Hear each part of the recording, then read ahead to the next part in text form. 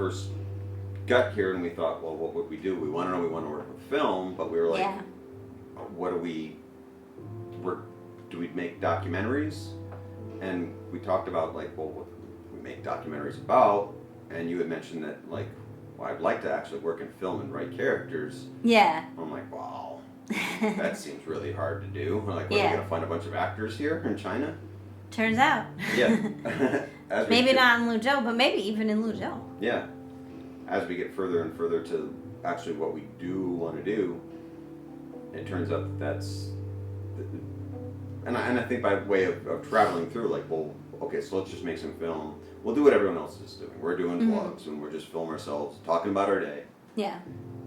But then like tearing that down and dragging it back up was just like, well, what the hell? Why not? Why don't we do what you actually want to do? Yeah, yeah. And then it turns out like writing fiction draws heavily on our real life, but is not actually about our real life. And I think it's Nabokov said something about how like readers always think fiction is autobiographical, and it never is. But it is. I mean, I didn't make up human behavior. I didn't make up China, so.